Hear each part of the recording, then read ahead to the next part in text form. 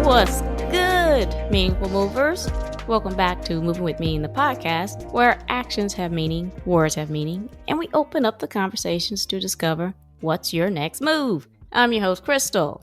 In today's episode, we are going to give attention to the mask. No, not Halloween or masquerades. This is anything but fun and games, but it does have a little to do with warding off bad memories. But you know how we do it here. We need to set that theme, so let's go ahead and do that.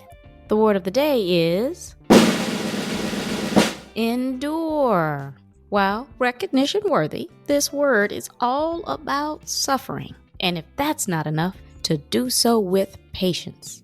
There are times we feel like we are one smoke break away from quitting, but we never do. Letting go and leaving something or someone behind demonstrates your ability to acknowledge your value and let those who thought they had you beat know it. You just had the stamina for that last leg of the race. But that's enough of me talking. How about we introduce our guest? And there's no one better to do that than herself. Emily, why don't you give the people a bit of background about yourself and what you're going to share with us today? Hello, friends. My name is Emily Cleghorn. I am a holistic trauma recovery coach. I am the mama of 2 beautiful babies, and they saved my life. My work is because of them. I know that I'm not the only mama who struggled with the transition from being an independent human being to being responsible for somebody else and having a trauma freight train hit them in that transition. So let's dive in, shall we? Amen to that. And I can certainly share that whole my children saved my life thing, because that is something that I say frequently to my children and to other people about my children. So yeah, I want to dive into this because I need to see how we relate. Let's talk about it, how we got started here. Oh man. Okay, so my story really begins with being raised by my paternal grandparents. When I was 6 or 7 months old, my mom dropped me off at their house and said, deal with her. That was really the end of her responsibility in her mind. At that point, my dad lived with my grandparents as well, so I developed a really close relationship with my dad. When he got married, when I was 6 years old, I wanted to go live with my dad and be close to him. It didn't take very long before I realized that that was a really bad decision, because for the 18-ish months that I lived with my dad, my stepmom, and my stepbrother, I was abused in all of the ways. And when I say all of the ways, I mean all of the ways. Yeah. Physically, emotionally, psychologically, sexually. I was malnourished. The only way that I can think to describe it in a way that you can really visualize what I looked like as a 6 and 7-year-old little girl was to give you the image of those commercials on television where it's a child in some impoverished country in the world ravaging through garbage piles looking for their next meal. Now, my eyes were sunk into my head. I was skin and bones, and to rub salt in a wound, I had one of those terrible 90s mushroom cuts because my stepmom didn't want to deal with long hair. So, okay, let me ask you this. This abuse was not done by your father, right? No, it was not. I wanted to make sure that we call that out because you had a very close relationship with your dad. And I think that is so important to say for the listeners out there that little girls need their fathers. Yeah. Just as much as they need their mothers. And same thing for the little boys. Yeah.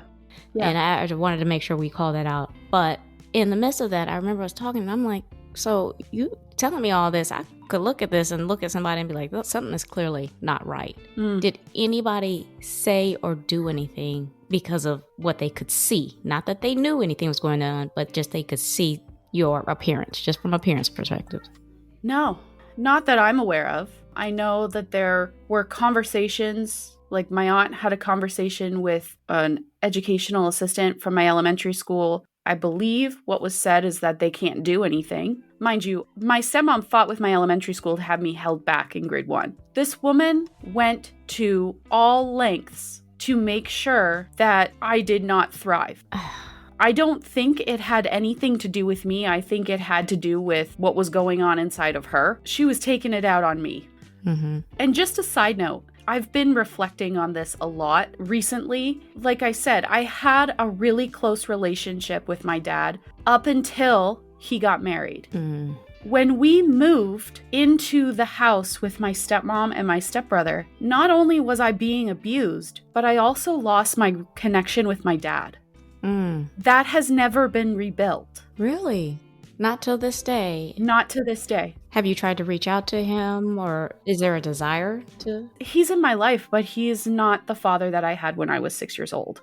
Okay. It's not the same kind of relationship. It's not the nurturing daddy-daughter relationship.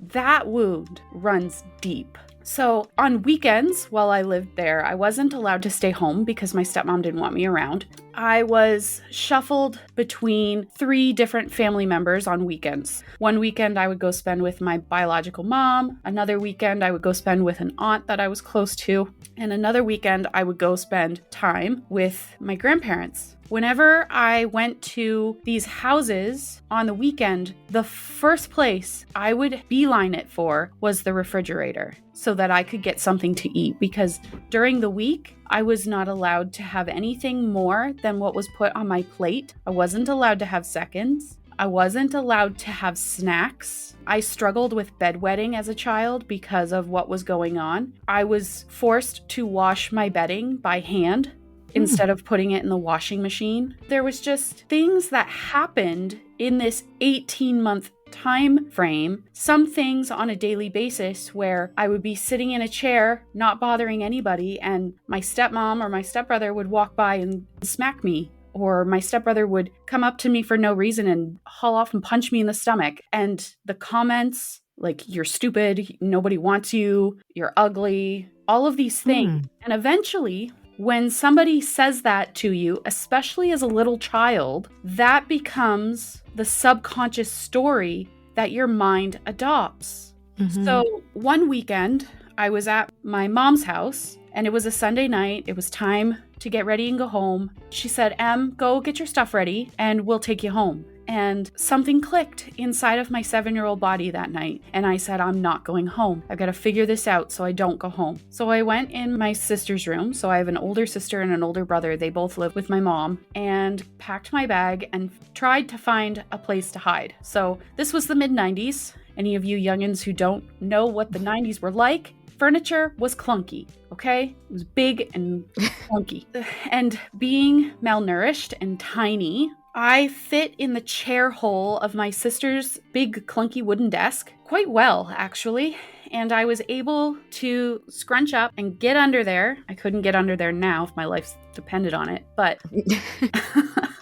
And I put my bag in front of the hole, and that's where I sat. My sister came in, my brother came in, my mom came in. Everybody was calling my name, and I sat there. I was determined that I was not going back to that hellhole. Wow. Nobody was going to hurt me again. I was done. That was brave for a 7-year-old. Very brave. And most people don't find that power at that age. Well, you have to keep in mind that during those 18 months, I learned survival skills. I learned how to distract my stepbrother so that he wouldn't hurt me. I learned how to be hyper aware of where he and his mother were so that I didn't get hurt. I paid attention to if other kids were going to be at the bus stop or I was going to be alone at the bus stop with my stepbrother. When we were at school, because we attended the same school, I paid attention to who was in the hallway. And if I was in the hallway, to make sure he was not. I paid attention to what his class was doing when we were at school so that I could tell if I was going to be safe or not. And it didn't help at school that there were kids in my grade 1 class who were picking on me on top of what I was dealing with at home. And then when I got held back, that got worse. It was just a gong show. Those skills of being hyper aware and learning how to distract someone so that they don't hurt you. Eventually, my mom came in and noticed the bag in the chair hole and was like, what's up with that? So she moved the bag and discovered me. And I was like, I'm not going home. They hurt me. I'm not going back there, Mom. And she's like, well, shit, what do I do? I was like, I don't know. I'm 7. I haven't thought about it this far. Yeah, but I mean, the fact that she didn't immediately say, well, you're going back because remember she gave you to your paternal grandparents at the beginning. Yeah. She at least said, okay, wait a minute. Something's not right. She doesn't want to go home. I'm not going to make her. That's what I'm taking from this. There was at least, it was like, if there's one time that I'm going to need you to stand up, Mom, it's today. Yeah. That day seemed to be that right moment. Yeah. Yeah. So she got on the phone. I think she called my dad, and my dad told her to call my grandparents, or my dad called my grandparents. Anyway, that night I ended up going back to live with my grandparents. And it was as if life just continued on. Like I was seeing a child psychologist because of a suspected learning disability, which was not found. Come to find out, I do have ADHD-like symptoms. That eventually stopped because the office closed and life just went on as normal. We didn't talk about it, and that was it. I remember, I think I was like 9 or 10. It was spring break. We were cleaning house, and I looked at her and I said, Nan, I wish I wasn't alive anymore. And she looked back at me and she said, we don't talk that way. So I didn't. That's hard. People just want to be seen and heard. Yeah. Especially at that age, to say something like that, it's... Yeah. We don't talk that way. Well, what's the other option then? If we don't talk that way, tell me what's next then. We push it down. We don't talk about it. We ignore it. We run away from it. We drown it in whatever device, mechanism of choice. Needless to say, I dealt with anxiety and depression through my teenage years into my 20s. It was really hard because I felt as if I had nobody that would listen. It was like there was a black cloud looming over my head. And no matter what I did or what I said or how many talk therapy sessions I went to, the black cloud was there and it wasn't going anywhere. So, eventually I just accepted that that's how life's gonna be. It wasn't until fairly recently when I finally was brave enough to go and talk to my doctor and tell her my story. Did she say, yes, Emily, your childhood was tremendously traumatic. And based on what you've told me, you've got PTSD. That diagnosis was very bittersweet. It was like, finally, someone is validating my feelings. Finally, after 30 years, someone is saying that I'm not out to lunch. But why did it take 30 years? Why did nobody care enough for little Emily? Why was their fear so much bigger than doing what was right? And a lot of things have changed in society since 97, 98. Yeah. So the discussion is different. Two things. I think the first one is everyone thinks when you go to therapy, it's just going to work. You have to be willing to be extremely vulnerable for therapy to work. That has nothing to do with anybody else. That has to do with us. We own that part. We're freaked out to let someone know all this stuff, even a stranger who is there to quote unquote help us. It took me several therapists before I was like, I just got to tell them everything. I just got to let it out. I can't hide this in anymore because we have this term in IT, garbage in, garbage out. Yeah. So if I am just giving her a bunch of bullshit, she can't do anything with garbage. If that's what you're doing, I can't turn that into gold. That's the misconception of therapy that I think a lot of people have is we have to really come in there eyes wide open and everything is going to be put on the table and you have to be ready for that. And that's very difficult. The second part, though, that you said was incredibly, and we could beat this to death, and I had to let this go because it would haunt me forever, which is, why was nobody there for me? Why wasn't I important enough? Why did you do this? Why didn't you make these decisions? Da, da, da, da, da. And they will come back with all kind of examples, and it's like, I'm looking at my children, I'm like, ain't none of them working for me. Yeah. Somebody comes to my child, there's no hesitation, there's no ifs, ands, and buts, there's no thinking about what this or considerations of this person or that. There's none of that. I don't understand why you would do that, but that's going to be on them because that's something that they got to live for the rest of their life, and we got to let them go with that. Yeah. Yeah. And that's hard to do too because you want answers. Yes. At some point, we have to acknowledge, and this is something that was really hard for me and something that, quite honestly, I'm still working on, is letting them, the people who hurt you or the people who hurt me own their actions. Their actions are not mine. Mm-hmm.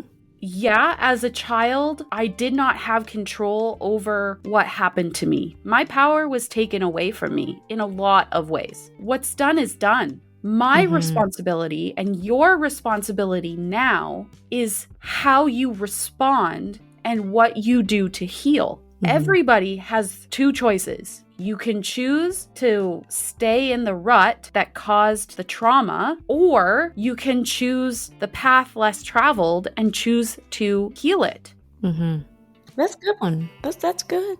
You're right. You mentioned when you went into your 20s, or after Nana, I don't know what you call your grandma, but after she said, We don't talk like that. We don't talk like that. That's how it is. Thank you. You became a perfectionist. Yeah, I did. Tell me about that. When I was going through school, in my child mind, I equated love to being something that I could earn. And in order to be loved, I needed to be perfect. Okay, so when we're talking about that in school, that means honor roll or more. I would check my report card, and if there was anything below an 80 or an 85, I wasn't letting anybody see that because in my mind, I failed. It doesn't matter that it was above a 50. If it was below 80 or 85, I failed and I was stupid, which wasn't true, but that's the story that I had in my mind. Yeah. That is something that I've been working through because once you get out of school, then it's getting the best job and making the most money, and money becomes your worth. And your income becomes your worth. And my friend, that is not true at all. Yeah. You are inherently worthy just being alive. No amount of income, no amount of 100% can determine how worthy you are of being loved. You are worthy of being loved. You are loved. That was something that I had to work through. But my trauma, as much as it affected me mentally and emotionally, also impacted my physical health. For me, it came up as digestive issues and hormonal issues, so reproductive health issues. Like I said about the black cloud looming over my head, accepting it for just being normal, that's how I felt about my health. My health was declining pretty rapidly in my 20s. I felt like I was always sick, and so that led me to educating myself and doing a lot of research around how my reproductive system works, how my hormones work, how my digestive tract work. I basically did a university degree in my body. Yeah.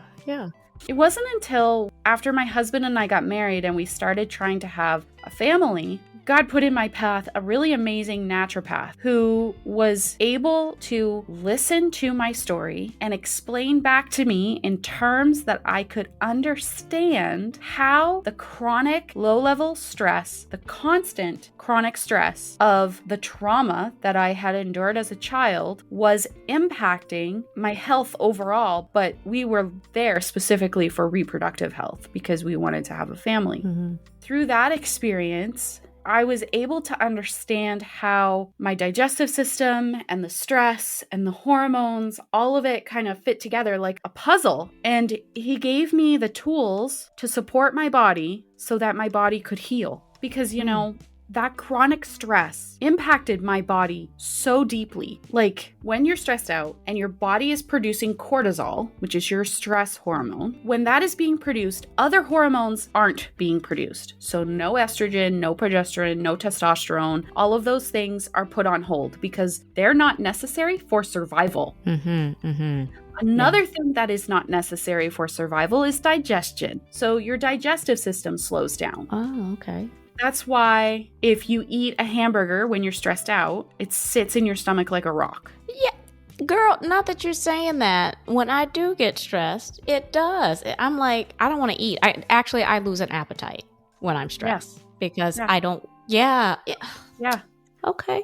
So that's fine, short-lived, like if you're being chased by a bear. But if that's your life because of trauma and living that sort of a stressful life, you're eating food and your body is supposed to be digesting the food, but you're stressed out, so it's not really moving as quickly as it needs to. Your body has reserves of vitamins and minerals necessary for digestion that it can pull on when you're stressed out, if you're being chased by a bear or a moose or something. But if you're living that way all the time, then those reserves are going to be used up and then you're depleted and then other issues arise. So how did you go about healing this? Because I think you called it a sympathy response. Yeah, your central nervous system has two major branches. Okay, I'm sure there's more, but for this purpose, we're going to focus on two. You have your sympathetic response, which is your fight or flight response. Okay, so when that example of being chased by a bear, you have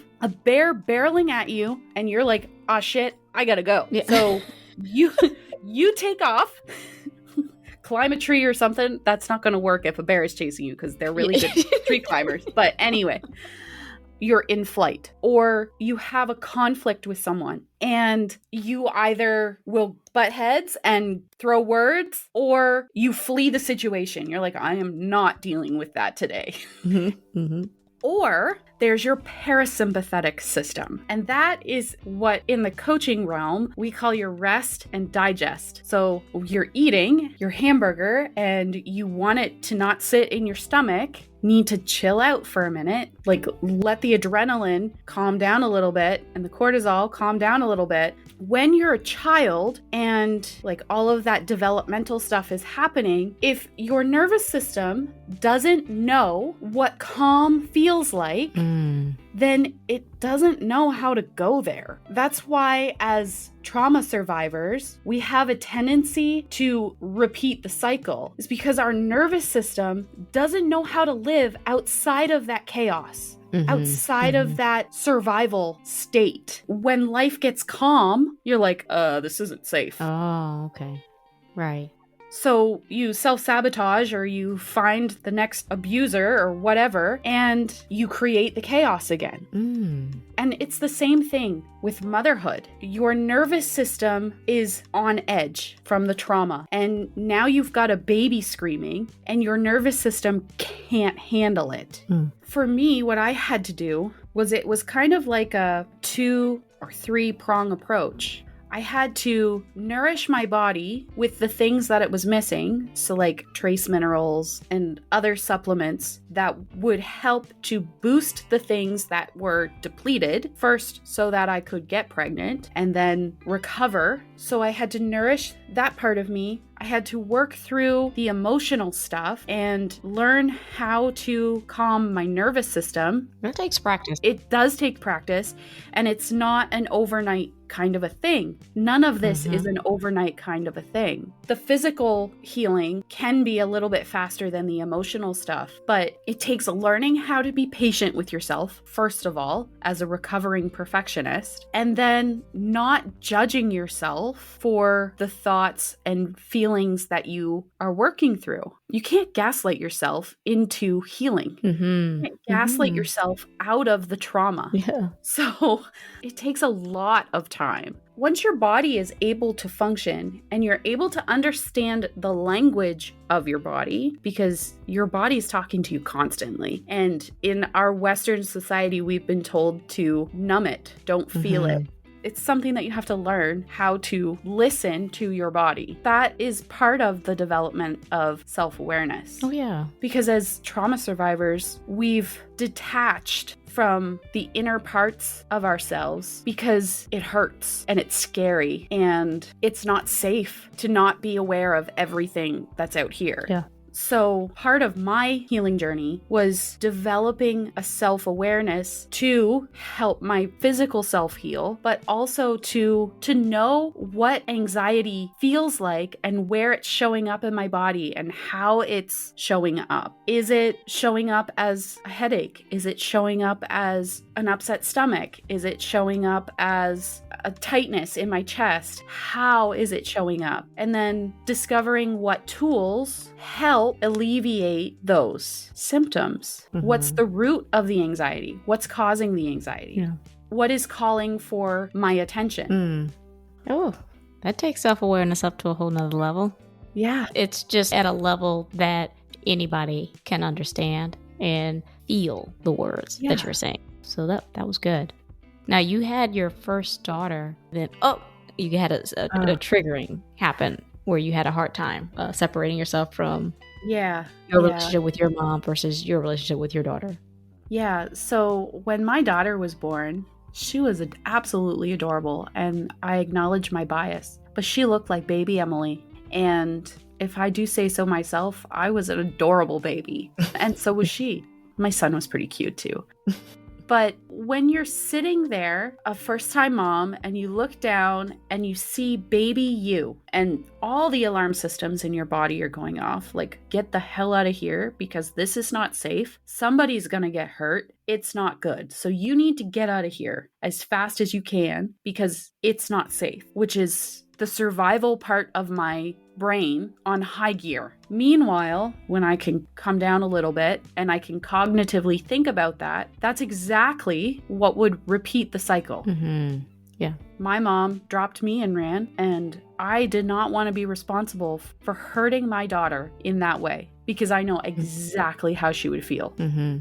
And I also didn't want to hurt my husband either. Yeah. He would have been collateral damage. It wouldn't have been anything about him. It would have been my survival instinct kicking in into a perceived danger, perceived, not actual, because of how my brain was developed and the fears and conditioning that I had. I knew I had a choice. I could listen to that and run, in my opinion, not the best choice, or I could stay, face it, and figure it out. I chose the latter. I had a lot of conversations with God during this time. I was like, please let me get through this. Please help me through this. If you will help me through this, I will help other mamas who are feeling this because I know I'm not special enough to be the only one dealing with this garbage. I didn't tell my husband at first because in my mind, the thoughts and the feelings that I was having made me a horrible human being, horrible mother, a horrible wife. And I thought that if I told him how I was feeling, that he was going to up and leave because why not? That fear of abandonment. Yeah. It took a while before I let him in. When I did, I was able to sit down with a therapist, and she was able to help me see where I started and my biological mom ended.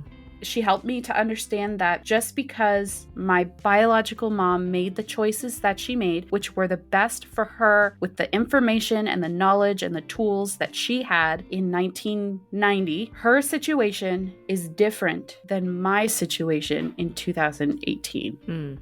And I can forge my own path into motherhood. But not only that, where I stopped and my daughter started. My daughter was not destined to feel the abandonment and the hurt that I felt as a child. So defining those boundaries was huge for me. I mean, I'm not going to sugarcoat it. At first, I hated being a mom. And it took me a long time to understand why I hated being a mom. It took a lot of reflection. I loved my kid, eventually kids, but I hated being a mom because, let's unpack this one, my biological mom abandoned me. Any stepmother figure that my dad was with during my childhood didn't want me. My grandmother, in her loving boomer way, loved me the best way that she could. So we don't talk about stuff. Adults do this. Kids do that. I'm the authoritarian. You cross me, there's going to be hell to pay. But I never had a mother-daughter relationship that was loving and nurturing and one where I was seen and heard and validated. To me, in my experience, mothers hurt. Mothers have conditional love. Mothers are not safe. And so when I understood that, I was like, of course I hate being a mother because I am not those things. I do not want to have those things present in my life or the lives of my children. I want my kids to know that no matter what, mama loves them. No matter what, you are seen, you are heard, you are safe, you are loved, and you have a place. Oh, no wonder they saved your life. They pushed you into breaking generational curses.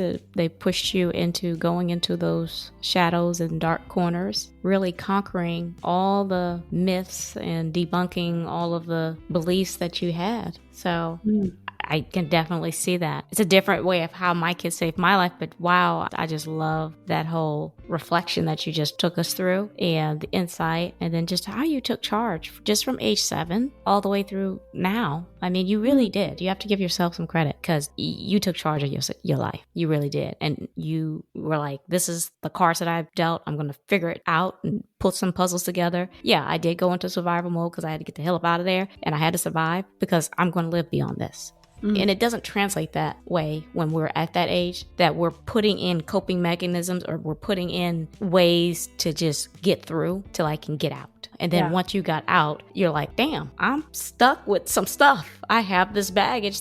Heavy suitcase. Yeah. You unpacked several suitcases as we went along this. So I really appreciate this. I think it's going to resonate with a ton of people on so many levels. Yeah. When I was 6 years old, I remember walking across the parking lot, going into my child psychologist's office, thinking to myself, someday I'm going to help kids like me because no one deserves to have parents who don't know how to love them. Mm-hmm. I didn't ask to be born. And in my opinion, my parents handled it kind of crappy. They did the best that they could with what they had, but they did not do a good job. Yeah.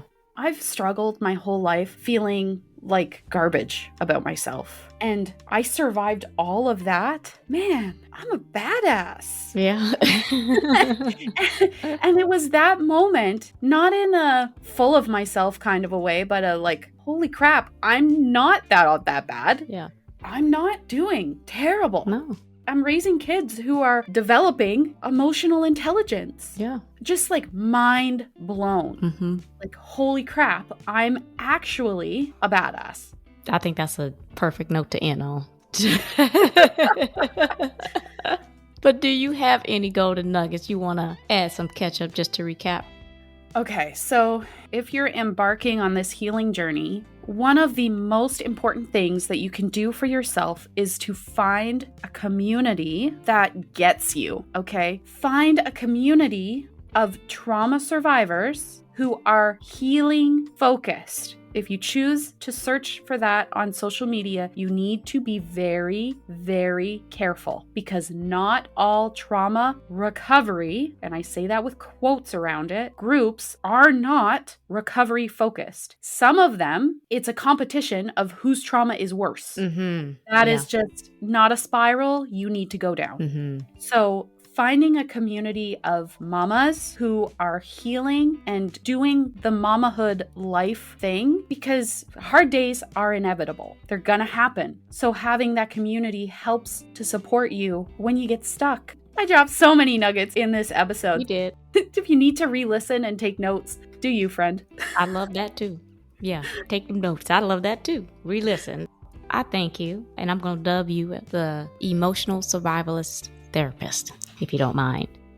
That's the episode today. Do you feel like you are being pushed to your limit? Just when you feel you are close and reach forward to hand the baton off, you realize that no one is reaching back. So what do? Well, you finish the race because you've got this. That's why I appreciate Emily sharing her personal story and the endurance in the face of dismissiveness, and how she removed the mask of perfection to build her mental and emotional health, even through triggers and infertility. I hope Emily's story has found its way to you. Even if you feel that you are ahead of the pack, I'd love to hear how you shed your illusion of coping and created a first place podium for you and your generations to stand upon. I love it all, and so will someone else. Before I let you go, Emily, why don't you go ahead and remind people who you are, where they can find you, or your resources.